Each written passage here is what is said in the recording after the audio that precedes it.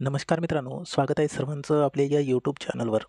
मित्रांनो, तुम्ही जर शिक्षक पात्रता परीक्षा म्हणजेच टी-ई-टी यांची जर तयारी करत असाल, तर आजच्या या सेशनमध्ये आपण अतिशय महत्त्वाचा जो काही विषय आहे, मानसशास्त्र या विषयावरील वाढ व विकासाची जी काही अवस्था आहे, यावरती मागील परीक्षेला विचारलेले प्रश्न आपण या ठिकाणी पाहणार आहोत. ओके.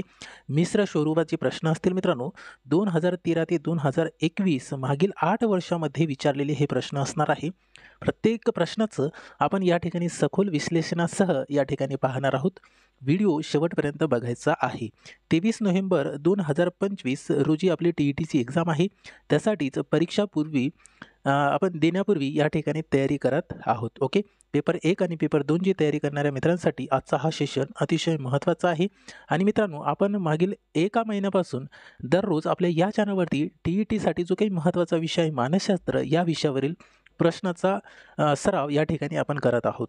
ओके. तुम्ही जर यापूर्वीचे व्हिडिओज बघितले नसाल तर आपल्या चॅनलच्या कोर्स आणि प्लेलिस्ट फोल्डरमध्ये जाऊन तुम्ही बघू शकता. जवळपास 30 ते 35 व्हिडिओज आपण ऑलरेडी अपलोड केलेले आहे. प्रत्येक व्हिडिओ महत्त्वाचा आहे आणि कोणताही व्हिडिओ स्किप न करता पूर्ण बघायचा आहे. कारण मित्रांनो, त्याच्यामध्ये मागील परीक्षेत जेवढे काही प्रश्न आपल्याला मानसशास्त्र या विषयावरती आले होते, तर सर्व प्रश्नांचा सिरीज आपण या ठिकाणी घेत आहोत. ओके.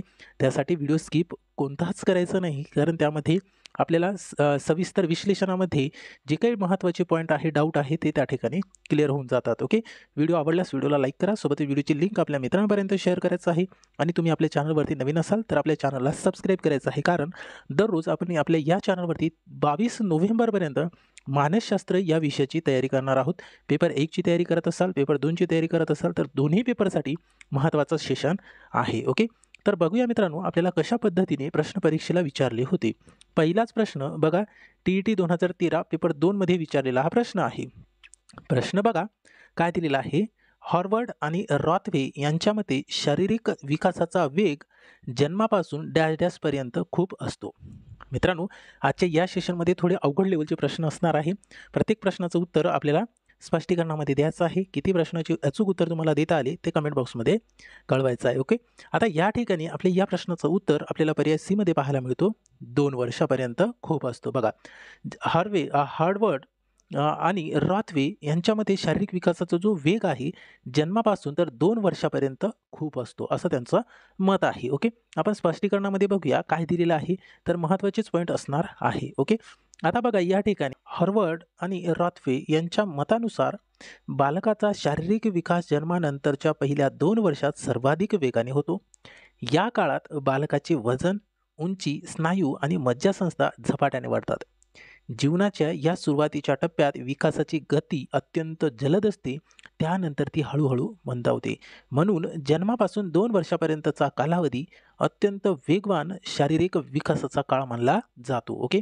यामध्ये महत्त्वाची आपल्याला पॉईंट क्लिअर करायचा आहे. ओके. आता पुढचा प्रश्न पाहूया. प्रश्न क्रमांक 2. प्रश्न असा आहे की मूळ बौद्धिक कुवत सारखी असणाऱ्या 2 मुलांपैकी एक अत्यंत सामान्य वातावरणात आणि दुसरे समृद्ध वातावरणात वाढले तर डॅश डॅश टी-ई-टी 2013 पेपर 2 मध्ये विचारलेला प्रश्न आहे. काय असेल मग या प्रश्नाचं उत्तर? पर्याय सी मध्ये पाहायला मिळतो. दुसऱ्याचा विकास पहिल्यापेक्षा चांगला व जास्त होईल. बघा, या ठिकाणी आपल्याला स्पष्टीकरणामध्ये बघायचं आहे काय दिलेलं आहे. महत्त्वाची पॉईंट असणार आहे. बघा, आता या ठिकाणी आपल्याला मुलांच्या बौद्धिक विकासाचा केवळ जन्मजात कुवती म्हणजे त्याला म्हणायचं आहे हेरिडिटी, याला अनुवांशिकपणा आपण असं म्हणू शकतो, कुवतीच नाही तर पर्यावरणाचे योगदान देखील महत्त्वाचे असते. समान बुद्धिमत्ता असली तरी समृद्ध प्रोत्साहक व शिक्षण सुलभ वातावरण वाढलेले मुलं अधिक चांगल्या बौद्धिक विकास साधते, म्हणजे बौद्धिक विकास त्यांचा चांगला होतो. तर सामान्य किंवा कमी प्रोत्साहक वातावरणात वाढलेली मुलं त्या तुलनेत मागे राहतात. म्हणून दुसऱ्या मुलाचा विकास पहिल्यांपेक्षा चांगला व अधिक होतो. ओके. आता तुम्हाला या ठिकाणी जे काही महत्त्वाचे पॉईंट आहे ते लक्षात ठेवायचं आहे. वहीमध्ये नोट करून पण तुम्ही ठेवू शकता. याच्यानंतर पुढचा प्रश्न, प्रश्न क्रमांक 3. किशोर अवस्थेतील औपचारिक शिक्षणाला पुढीलपैकी कोणती गोष्ट टाळावी? टी-ई-टी 2013 पेपर 2 मध्ये विचारलेला प्रश्न आहे. या प्रश्नाचं उत्तर आपल्याला पर्याय बी मध्ये पाहायला मिळतो. शालेय तासिका मोठ्या कराव्यात. आता यामध्ये तुमचे जे काही महत्त्वाचे पॉईंट आहे किंवा डाऊट आहे ते आपण स्पष्टीकरणाच्या माध्यमातून क्लिअर करूया. बघा, आता किशोर अवस्था ही एक शारीरिक, मानसिक आणि भावनिक बदलांची नाजूक अवस्था असते. या काळात विद्यार्थ्याचे लक्ष एकाग्रतेचे कालावधी कमी असतात. त्यामुळे लांब व एकसुरी तासिका त्यांच्या मानसिक थकव्याला आणि शिक्षणातील उदासीनतेला कारणीभूत ठरू शकतात. त्यामुळे शालेय तासिका मोठ्या ठेवणे हे टाळावे. त्याऐवजी कृतीप्रधान, आकर्षक आणि लघु सत्रांमधील शिक्षण देणे अधिक परिणामकारक ठरते. ओके, अशा पद्धतीने आपल्याला या ठिकाणी जेवढे काही महत्त्वाचे पॉईंट आहे ते क्लिअर करता आले मित्रांनो. ओके, आता याच्यानंतर आपण पुढच्या प्रश्नाकडे वळूया. प्रश्न क्रमांक 14. प्रश्न बघा काय दिलेला आहे. कंठस्थ ग्रंथीमधून पाजणाऱ्या अंतस्रावाचे प्रमाण कमी झाल्यास डॅश डॅश काय होईल? तर TET 2014 पेपर 2 मध्ये विचारलेला हा प्रश्न आहे मित्रांनो. या प्रश्नाचं अचूक उत्तर आपल्याला पर्याय सी मध्ये पाहायला मिळतो. बौद्धिक विकास यामुळे काय होतो तर खुंटतो. ओके, कंठस्थ ग्रंथीमधून जर पाजणाऱ्या अंतस्रावाचे प्रमाण कमी झाले तर बौद्धिक विकास यामध्ये काय होते तर खुंटतो. ओके, आता स्पष्टीकरणामध्ये काही महत्त्वाचे पॉईंट असतील ते क्लिअर करूया. बघा, कंठस्थ ग्रंथीला थायरॉइड ग्रंथी असे म्हणतात, हे सर्वांना माहिती आहे. ओके, थायरॉइड ग्रंथी म्हणजेच कंठस्थ ग्रंथी. या ग्रंथीमधून थायरॉक्सिन हा अंतस्रावतो, जो शरीरातील विकास, चयापचय आणि मेंदूच्या कार्यासाठी अत्यंत महत्त्वाचा असतो. थायरॉक्सिनचे प्रमाण कमी झाल्यास मुलांमध्ये क्रेटिनिझम नावाची जी स्थिती आहे ती निर्माण होते, ज्यामुळे बौद्धिक विकास खुंटतो, स्मरणशक्ती कमी होते आणि शिकण्याची क्षमता घटते. त्यामुळे थायरॉइड ग्रंथीचे स्रावाचे कमी झाल्यास बौद्धिक विकासावर विपरीत परिणाम होतो. बघा, यामध्ये महत्त्वाचे पॉईंट आपण स्पष्टीकरणाच्या माध्यमातून क्लिअर केलेले आहे. ठीक आहे मित्रांनो, अशाच पद्धतीने दररोज आपल्या या चॅनलवरती तुम्हाला शिकायला मिळणार आहेत. ओके, पुढचा प्रश्न पाहूया. प्रश्न 5. खालील दिलेल्या विकास प्रक्रियेच्या वैशिष्ट्यांमुळे कोणते वैशिष्ट्य अयोग्य आहे? TET 2016 पेपर 2 मध्ये विचारलेला हा प्रश्न आहे. या प्रश्नाचं उत्तर काय असेल मग? पर्याय डी मध्ये पाहायला मिळतो. प्राण्यांच्या तुलनेत मानवाच्या विकासाचा वेग जास्त असतो. प्राण्यांच्या तुलनेमध्ये मानवाचा जो विकास आहे त्याचा वेग जास्त असतो. ओके, स्पष्टीकरणामध्ये बघूया काय दिलेलं आहे, महत्त्वाचे पॉईंट असतील. तर या ठिकाणी मानवाचा विकास हा प्राण्यांच्या तुलनेत अधिक जटिल आणि संथ असतो, कारण माणसामध्ये बौद्धिक, सामाजिक, भावनिक आणि नैतिक विकासाचा घटकांचा विकास अधिक व्यापक असतो. त्यामुळे विकास पूर्ण होण्यासाठी जास्त वेळ लागतो. त्याउलट आता बघा, हे प्राण्यांच्या तुलनेत मानवाचा विकास जास्त का होतो? तर बघा, मानवाचा जो विकास आहे हा प्राण्याच्या तुलनेत अधिक जटिल व संथ असतो, कारण माणसांमध्ये बौद्धिक, त्याच्यानंतर सामाजिक, भावनिक आणि नैतिक घटकांचा विकास अधिक व्यापक असतो. त्यामुळे विकास पूर्ण होण्यासाठी जास्त वेळ लागतो. त्याउलट जर आपण या ठिकाणी बघितलं तर प्राण्याचा शारीरिक विकास जलद गतीने होतो. त्यामुळे मानवाच्या विकासाचा वेग प्राण्याच्या तुलनेने जास्त असतो. हे विधान काय आहे तर अयोग्य आहे. बाकीचे सर्व विधान हे विकासाच्या योग्य वैशिष्ट्यांमध्ये मोडतात. ओके, अशा पद्धतीने आपण स्पष्टीकरणामध्ये महत्त्वाचे पॉईंट बघितलेले आहेत.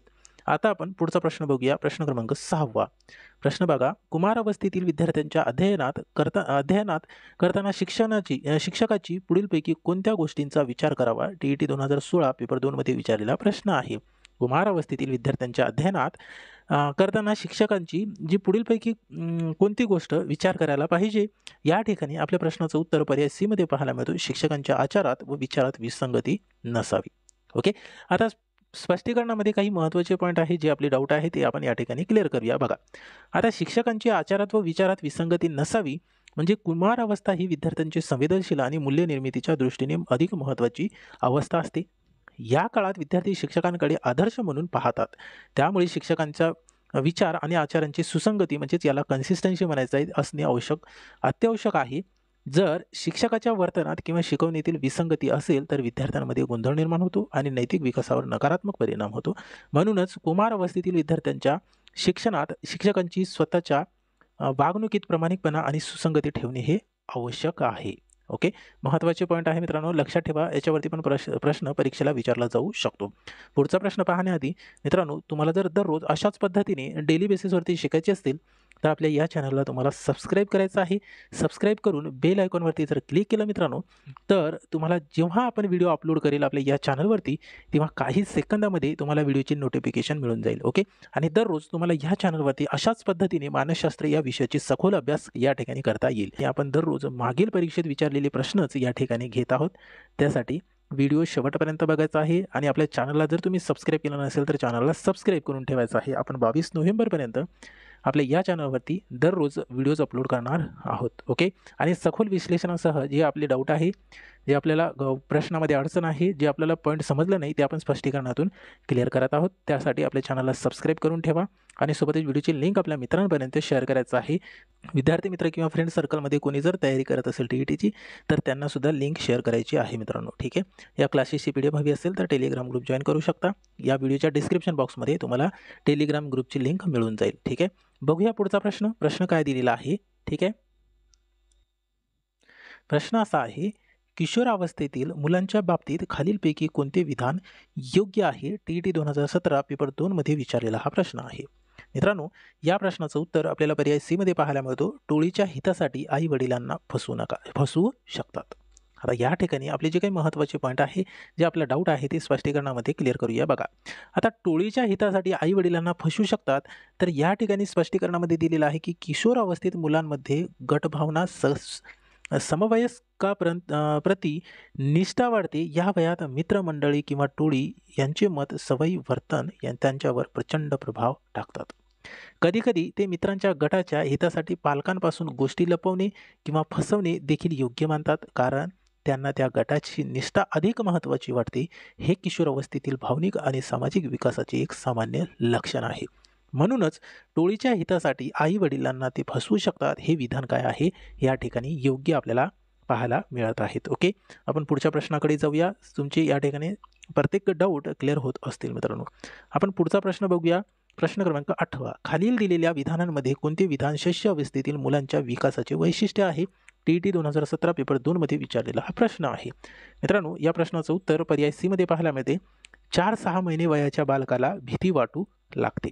आता स्पष्टीकरणामध्ये काही महत्त्वाचे पॉईंट दिलेले आहे, ते क्लिअर करूया. बघा, 4-6 महिने वयाच्या बालकाला भीती वाटू लागते, कारण शैशवावस्था 0 ते 2 वर्ष ही बालकाच्या भावनिक आणि संवेदी विकासाच्या सुरुवातीची अवस्था असते. या काळात बालक आईपासून वेगळे झाले की रडणे, अनोळखी व्यक्तींना पाहून घाबरणे अशा भावनिक प्रतिक्रिया देऊ लागते. सुमारे 4 ते 6 महिन्याच्या वयात भीती ही भावना प्रथम दिसू लागते. ओके. हे शैशवावस्थामध्ये जी आपल्याला लक्षणे पाहायला मिळतात लहान बालकांमध्ये, ते या ठिकाणी स्पष्टीकरणामध्ये आपण बघितलेलं आहे. ओके. आता पुढचा प्रश्न पाहूया. प्रश्न क्रमांक 9. प्रश्न असा आहे, खाली दिलेल्या विधानांमध्ये कोणते विधान विकास प्रक्रियेचे वैशिष्ट्य आहे? TET 2018 पेपर 2 मध्ये विचारलेला प्रश्न आहे आणि सर्व प्रश्न महत्त्वाचे आहे. थोडे अवघड प्रश्न आपल्याला या ठिकाणी बघायचा आहे मित्रांनो. ठीक आहे. या प्रश्नाचं उत्तर पर्याय A मध्ये पाहायला मिळतो. विकास प्रक्रियेत व्यक्तिभिन्नता आढळते. म्हणजे विकास प्रक्रियेमध्ये व्यक्तिभिन्नता आपल्याला त्या ठिकाणी पाहायला मिळते. आता स्पष्टीकरणामध्ये बघूया काय दिलेलं आहे. महत्त्वाचे पॉईंट या ठिकाणी, तर विकास प्रक्रियेमध्ये व्यक्तीची गती, दिशा आणि स्वरूप वेगवेगळे असते. 2 मुले एकाच वयाची असली तरी त्यांची उंची, वजन, भाषिक कौशल्य, सामाजिक परिपक्वता आणि भावनिक स्थैर्य यामध्ये आपल्याला फरक पाहायला मिळतो. हीच बाब व्यक्तिभिन्नता म्हणजे इंडिव्हिज्युअल डिफरन्सेस म्हणून ओळखली जाते आणि ती विकासाची एक महत्त्वाची वैशिष्ट्ये आहे. ओके. आता यामध्ये तुम्हाला इंडिव्हिज्युअल डिफरन्सेस, व्यक्तिभिन्नता झाले असतील. आपण पुढच्या प्रश्नाकडे जाऊया. प्रश्न क्रमांक 11. बघा, कुमार अवस्थेतील मुलांच्या सामाजिक कौशल्याच्या विकासाबाबत खालीलपैकी कोणते विधान वैशिष्ट्य सांगते? TET 2018 पेपर 1 मध्ये विचारलेला हा प्रश्न आहे. या प्रश्नाचं उत्तर काय असेल? तर पर्याय C मध्ये पाहायला मिळतो. इतरांचे लक्ष वेधून घेतात. ओके. आता स्पष्टीकरणामध्ये बघूया काय महत्त्वाचे पॉईंट दिलेले आहे. बघा, शैशवावस्था 0 ते 2 वर्ष ही बालकाच्या सामाजिक विकासाची प्रारंभिक अवस्था असते. या काळात बालक आपल्या हावभाव, स्मितहास्य, आवाज किंवा कृतीमधून इतरांचे लक्ष वेधून घेण्याचा प्रयत्न करते. हेच त्याच्या सामाजिक जाणीवेचे पहिले लक्षण मानले जाते. या टप्प्यावर मुलाला इतरांशी संवाद साधण्याची आणि संबंध निर्माण करण्याची प्रेरणा मिळू शकते. ओके. शैशवावस्था यामध्ये बालकांची जी काही आपल्याला लक्षण पाहायला मिळते, बालकांची जी प्रतिक्रिया आपल्याला या ठिकाणी पाहायला मिळते, ते आपण स्पष्टीकरणामध्ये बघितलेलं आहे. पुढचा प्रश्न बघूया. प्रश्न क्रमांक 12. मतिमंदत्वातील पुढीलपैकी कोणत्या प्रकारांमध्ये बालक चांगल्या पद्धतीने साध्य होऊन व्यवसाय क्षमता आत्मसात करू शकतात? TET 2013 पेपर 2 मध्ये विचारलेला हा प्रश्न आहे. प्रश्न थोडेसे कन्फ्यूज करण्यासारखे आहे आणि अवघडसुद्धा आपल्याला या ठिकाणी समजण्यासाठी जात आहे. ओके, त्यासाठी व्हिडिओ शेवटपर्यंत बघा आणि समजून घ्या मित्रांनो प्रश्न कशा पद्धतीने आपल्याला विचारलेले आहे ते. ओके, आता या ठिकाणी या प्रश्नाचं उत्तर आपल्याला पर्याय बी मध्ये पाहायला मिळतं, सौम्य मतिमंदत्व. ओके, आता स्पष्टीकरणामध्ये बघूया काय दिलेलं आहे. तर या ठिकाणी सौम्य मतिमंदत्व यालाच मिल्ड मेंटल रिटार्डेशन असलेल्या मुलांची बुद्ध्यांक म्हणजे IQ साधारणतः 50 ते 70 दरम्यान असते. ह्या मुलांमध्ये मूलभूत शैक्षणिक कौशल्य, वाचन, लेखन, गणित तसेच दैनंदिन जीवनातील स्वावलंबन शिकण्याची क्षमता असते. योग्य प्रशिक्षण, प्रोत्साहन आणि मार्गदर्शन दिल्यास ते व्यावसायिक कौशल्य आत्मसात करू शकतात आणि स्वावलंबी जीवन जगू शकतात. ओके, महत्त्वाचे पॉईंट आहे, लक्षात ठेवा. परीक्षेच्या दृष्टिकोनातून या ठिकाणी आपल्याला परीक्षेला प्रश्न यावरती विचारले जाऊ शकतात. पुढचा प्रश्न बघूया. मेंदूला पक्षाघात होण्याची पुढीलपैकी कोणते कारण नाही? DET 2013 पेपर 2 मध्ये विचारलेला प्रश्न आहे. बघा, मेंदूला पक्षाघात होण्याचे पुढीलपैकी कोणते कारण नाही? या प्रश्नाचं उत्तर आपल्याला पर्याय डी मध्ये पाहायला मिळतो, कवटीचा आकार मोठा असणे. ओके, स्पष्टीकरणामध्ये बघूया काय महत्त्वाचे पॉईंट दिलेला आहे. बघा, मेंदूचा पक्षाघात हा मेंदूतील काही भागाला झालेल्या कायमस्वरूपी नुकसानामुळे होतो. हे नुकसान गर्भावस्थेत, प्रसूती दरम्यान किंवा जन्मानंतर थोड्या काळात होऊ शकते. ओके, लक्षात ठेवा, महत्त्वाचा प्रश्न आहे. त्याच्यानंतर आपण पुढच्या प्रश्नाकडे जाऊया. प्रश्न क्रमांक 14. प्रश्न बघा काय दिलेला आहे की दृष्टीदोषांवर मात करण्यासाठी कोणती गोष्ट करू नये? DET 2013 पेपर 2 मध्ये विचारलेला प्रश्न आहे. दृष्टीदोषावर मात करण्यासाठी कोणती गोष्ट करायला नाही पाहिजे? या प्रश्नाचं उत्तर पर्याय सी मध्ये दिलेलं आहे की पुस्तक जवळ घेऊन वाचावे. म्हणजे यामुळे काय होते तर दृष्टीदोषावर मात करण्याची ही गोष्ट आपल्याला या ठिकाणी करायची नाही. पुस्तक जवळ घेऊन वाचावे ही चुकीची गोष्ट या ठिकाणी आहे. ओके, स्पष्टीकरणामध्ये बघा काय महत्त्वाचे पॉईंट दिलेलं आहे की पुस्तक अत्यंत जवळ घेऊन वाचल्यास डोळ्यांवर ताण येतो आणि दृष्टीदोष वाढू शकतो. दृष्टी आरोग्य टिकवण्यासाठी योग्य प्रकाशात डोळ्यांपासून योग्य अंतरावर बसून वाचन करणे हे आवश्यक असते. पोषक आहार घेणे, सूर्यप्रकाशापासून संरक्षण करणे आणि डोळ्याची स्वच्छता राखणे या गोष्टी दूरदृष्टी सुधारण्यासाठी उपयुक्त आहेत. ओके, लक्षात ठेवा, महत्त्वाचे पॉईंट आहे. पुढच्या प्रश्नाकडे जाऊया. प्रश्न क्रमांक 15. बघा प्रश्न काय दिलेला आहे. खालीलपैकी कोणत्या विद्यार्थ्यांमध्ये प्रज्ञावान मुलांचे लक्षण दिसून येते? DET 2013 पेपर 2 मध्ये विचारलेला हा प्रश्न आहे. या प्रश्नाचं उत्तर आपल्याला पर्याय बी मध्ये पाहायला मिळतो, ब ला चालू घडामोडीविषयीची अज्ञान नाही. या ठिकाणी स्पष्टीकरणामध्ये बघूया काय महत्त्वाचे पॉईंट आपल्याला दिलेले आहे. ब ला चालू घडामोडींविषयी अज्ञान नाही म्हणजेच या ठिकाणी स्पष्टीकरणामध्ये दिलेले आहे प्रज्ञावान म्हणजे गिफ्टेड मुले ही बुद्धिमान, उत्सुक आणि जिज्ञासू असतात. त्यांना चालू घडामोडी, नवीन माहिती आणि विज्ञान तंत्रज्ञानाबद्दल जाणून घेण्याची आवड असते.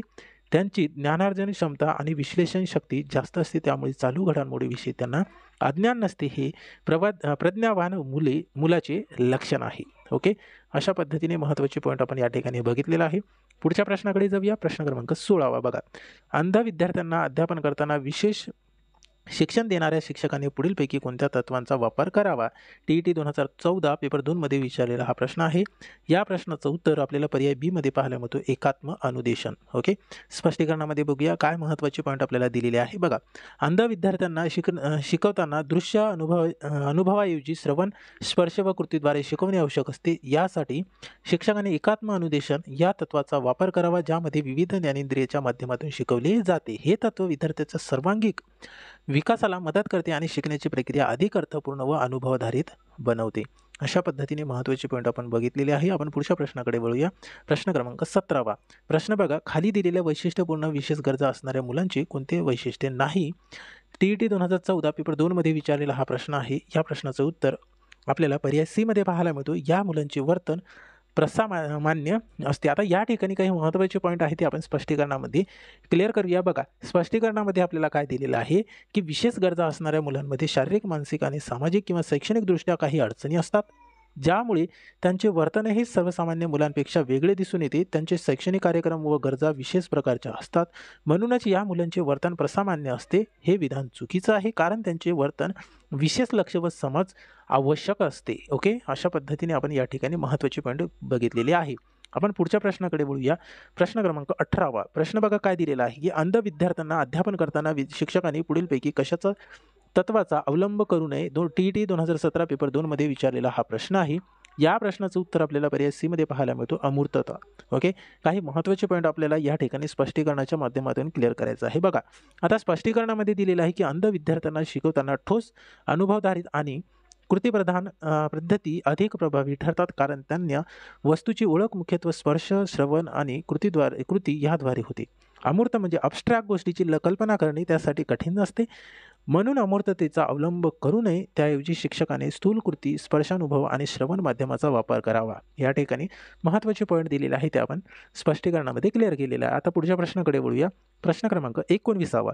प्रश्न बघा काय दिलेला आहे की अध्यापन अक्षमता असणाऱ्या मुलांच्या शिक्षणाविषयी पुढीलपैकी कोणते विधान अयोग्य आहे? TET 2018 पेपर 2 मध्ये विचारलेला हा प्रश्न आहे. या प्रश्नाचं उत्तर आपल्याला पर्याय सी मध्ये पाहायला मिळतं, त्यांच्यासाठी अमूर्ताकडून मूर्ताकडे न्या. आता स्पष्टीकरणामध्ये बघूया काय महत्त्वाचे पॉईंट आपल्याला दिलेले आहे. बघा, अध्ययन अक्षमता म्हणजे लर्निंग डिसॅबिलिटी असणाऱ्या मुलांना ठोस अनुभवावर आधारित शिक्षण जास्त परिणामकारक ठरते. त्यामुळे शिक्षण मूर्ताकडून अमूर्ताकडे नेले पाहिजे, म्हणजे मूर्ताकडून अमूर्ताकडे शिक्षण हे न्यायला पाहिजे. म्हणजेच प्रथम अप्रत्यक्ष उदाहरणे, वस्तुचित्रे वापरून शिकवणे आणि नंतर संकल्पना स्पष्ट कराव्यात, परंतु अमूर्ताकडून मूर्ताकडे नेल्यास समजण्यास अडचण येते, म्हणून हे विधान काय आहे तर अयोग्य आहे. ओके, यामध्ये महत्त्वाचे पॉईंट आपण बघितलेले आहे. मित्रांनो, आपण पुढच्या प्रश्नाकडे वळूया. प्रश्न क्रमांक 20. बघा काय दिलेला आहे, बाल गुन्हेगारी होण्याचे खालीलपैकी कोणते सामाजिक कारण आहे? ते या ठिकाणी TET 2020 पेपर 2 मध्ये विचारलेला हा प्रश्न आहे. या प्रश्नाचं उत्तर आपल्याला पर्याय बी मध्ये पाहायला मिळतो, आर्थिक विषमता असणे. आता स्पष्टीकरणामध्ये बघूया काय महत्त्वाचे पॉईंट आपल्याला दिलेले आहे. बघा, बाल गुन्हेगारी हे अनेक सामाजिक घटनांमुळे उद्भवते. त्यातील मुख्य कारण म्हणजे समाजातील आर्थिक विषमता, श्रीमंती व गरीब यांच्यातील अंतर, गरिबी, बेरोजगारी, समाजातील अन्याय, अक्षमतेला यामुळे मुलांमध्ये असंतोष निर्माण होते. ते चुकीच्या मार्गाने वागू लागतात, म्हणून आर्थिक विषमता असणे हे बालगुन्हेगारीचे एक महत्त्वाचं सामाजिक कारण आहे असं आपण या ठिकाणी म्हणू शकतो. ओके, महत्त्वाचेच पॉईंट आपण या ठिकाणी घेतलेले आहे. आपण पुढच्या प्रश्नाकडे वळूया. प्रश्न क्रमांक 21. बघा, खालीलपैकी कोणती मुले विशेष गरजा असणारी नाहीत ते सांगा? TET 2013 पेपर 1 मध्ये विचारलेला हा प्रश्न आहे. काय आहे मग या प्रश्नाचं उत्तर? पर्याय डी मध्ये पाहायला मिळतो, अध्ययन अक्षमता असलेली. आता स्पष्टीकरणामध्ये बघा काय महत्त्वाचे पॉईंट आपल्याला दिलेले आहे की विशेष गरजा असणारी जी मुले आहे, चिल्ड्रन विथ स्पेशल नीड, म्हणजे शारीरिक, बौद्धिक, भावनिक आणि शैक्षणिकदृष्ट्या वेगळ्या गरजा असलेली मुले, उदाहरणार्थ मतिमंद, दूरदृष्टीदोष, श्रवणदोष, अध्ययन अक्षमता किंवा अत्यंत बुद्धिमान असलेली मुले. हे या ठिकाणी आपल्याला महत्त्वाचे उदाहरण मध्ये स्पष्टीकरणात दिलेली आहे. ओके, प्रश्न क्रमांक 22. बघा, खाली दिलेल्या अध्ययन अकार्यक्षम मुलाच्या लक्षणांमध्ये कोणते लक्षण योग्य आहे? TET 2016 पेपर 1 मध्ये विचारलेला हा प्रश्न आहे. मित्रांनो, या प्रश्नाचं उत्तर आपल्याला पर्याय सी मध्ये पाहायला मिळतो की ही मुले नेमून दिलेले काम पूर्ण करण्याकडे लक्ष देत नाहीत. तर आता यामध्ये काही महत्त्वाचे जे पॉईंट आहेत ते आपण स्पष्टीकरणामध्ये क्लिअर करूया. बघा, आता या ठिकाणी स्पष्टीकरण दिलेले आहे की अध्ययन अकार्यक्षम म्हणजे लर्निंग डिसॅबिलिटी असणारी मुले, म्हणजेच अशी मुले ज्यांना बुद्धिमत्ता सामान्य असूनही शैक्षणिक कामगिरीत ते मागे राहतात. त्यांना वाचन, लेखन, गणित किंवा एकाग्रतेत अडचणी येतात. ओके, हे महत्त्वाचे पॉईंट आहे. परीक्षेला यावरती प्रश्न विचारले जाऊ शकतात. पुढचा प्रश्न पाहूया. प्रश्न क्रमांक 23. प्रश्न बघा काय दिलेला आहे, खाली दिलेल्या विधानांमध्ये मतिमंद मुलांचे कोणते लक्षण नाही? TET 2016 पेपर 1 मध्ये विचारलेला हा प्रश्न आहे. मित्रांनो, या प्रश्नाचं उत्तर आपल्याला पर्याय बी मध्ये पाहायला मिळतो, समायोजन क्षम असणे. म्हणजेच आपण या ठिकाणी स्पष्टीकरणामध्ये काय महत्त्वाचे पॉईंट दिलेले आहे ते बघूया. मतिमंद, मेंटली रिटार्डेड ही मुले बौद्धिकदृष्ट्या मागासलेली असतात. त्यांची विचारशक्ती, समज, भावना, भाषा आणि सामाजिक समायोजन क्षमता सामान्य मुलांपेक्षा कमी असते. यालाच समायोजन क्षम असणे आपण या ठिकाणी म्हणू शकतो. ओके, आजच्या या सेशनचा हा शेवटचा प्रश्न असणार आहे. प्रश्न बघा, वाचन अक्षमता असणाऱ्या विद्यार्थ्यांबाबत खालीलपैकी कोणती बाब अयोग्य आहे? TET 2020 मध्ये विचारलेला हा प्रश्न आहे. या प्रश्नाचं उत्तर आपल्याला पर्याय डी मध्ये पाहायला मिळतो, कागदावर लक्ष केंद्रित करू शकतात पण डावीकडून उजवीकडे वाचू शकतात. आता यामध्ये काही महत्त्वाचे जे पॉईंट आहे ते स्पष्टीकरणामध्ये आपण या ठिकाणी क्लिअर करूया. बघा, स्पष्टीकरणामध्ये दिलेलं आहे, वाचन अक्षमता म्हणजे डिस्लेक्सिया असणाऱ्या विद्यार्थ्यांना वाचताना अनेक अडचणी येतात. त्यांना वाचनात आणि लेखनात ओळखताना चुका होतात, जशी की शब्दाची किंवा अक्षराची अदलाबदल करणे.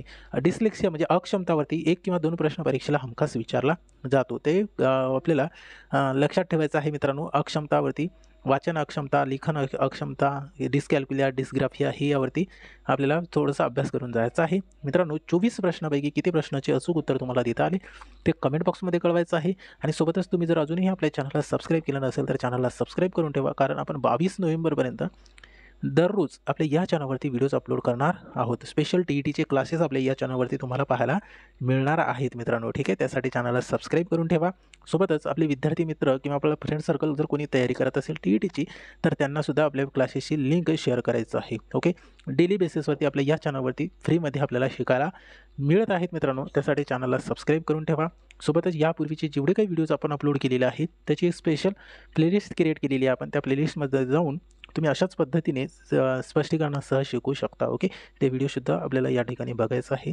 ठीक आहे मित्रांनो, भेटूया आपण समोरच्या सेशनमध्ये. Thank you so much.